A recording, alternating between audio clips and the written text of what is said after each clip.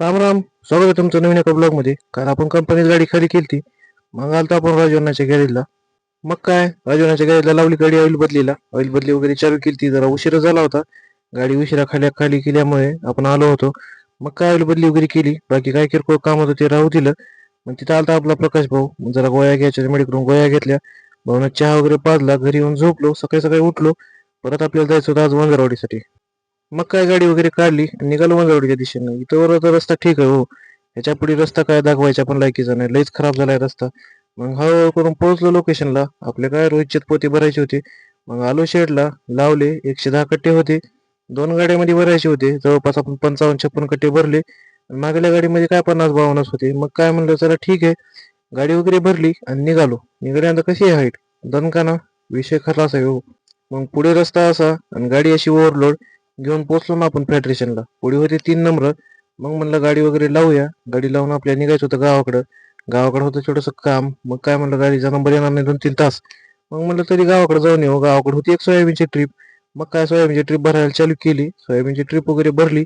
60-65 कट्टे होते भरले ट्रॅक्टरमध्ये आणि निघालो परत गावाकडच्या दिशेने. काय पांढरा बरदाना होता आणि हे काय आपल्या मामाचेच पोते होते. मग काय भरले. भरून काय निघालोच होतो तर तेवढ्यात आपल्याला फोन आला. आपल्या गाडीचं झाले टायर पंक्चर. आपल्यामुळे काय हो 60-70 लागलेलीच असते. मग काय टायर वगैरे बदललं. लय परेशान केलं टायरानं. मग आला आपल्या गाडीचा नंबर. मग काय म्हणलं खाली करायला चालू करा.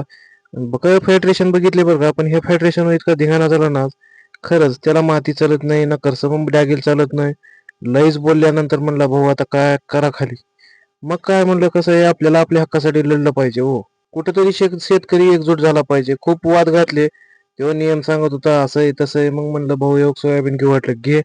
नाही तर आम्हीच चालू घरला घेऊन. मग काय तेवढ्या शेतकरी येत होते. सॅम्पल दाखवत होते. थोडी पण माती असली की तुम्ही घरी चालून आणा. मग इथं चाळणी लावलीच कशाला भाऊ. मग काय म्हणलं खूप बोलण्यानंतर मग काय त्यानं गाडी खाली करायला चालू केली. हे होते साहेब. साहेबांना तर काय लय परेशान केले. साहेबाला पण आपण बोललो. कारण कसं आहे आपण आपल्या हक्कासाठी लढलंच पाहिजे. कसं आहे बोललं नाही तरी कसं काही पण होऊ शकतं. मग काय खूप साऱ्या प्रॉब्लेम आल्या. पण काय शेवटी आपली गाडी खाली केली. 2-3 कट्टे शिल्लक राहील ते. त्यांची हमाली वगैरे दिली. मग अशा तऱ्हेने आपण आलो बाहेर. मग काय नाश्ता वगैरे केला. चहा वगैरे घेतला. मग म्हणलं आता इथून निघावं. मग म्हणलं जाता जाता काय आपण काल ठेवलेलं स्टेटस कोतवाड ट्रेडर्सला आपण आलो होतो. जरा पेंट घ्यायची होती घरी पण. दुसरे पण 2-3 कट्टे घ्यायचे होते. मग काय तिथं आलो. पेंट वगैरे घेतली. एकदम बेस्ट क्वालिटी आहे. तुम्ही पण नक्की व्हिजिट करा एकदा. अवश्य भेट द्या. मालाची सर्व कंपन्याची आहेत आणि वजन करून बरं का 50 किलो भरती. भेटू लवकरच नवीन एका ब्लॉग मध्ये. धन्यवाद.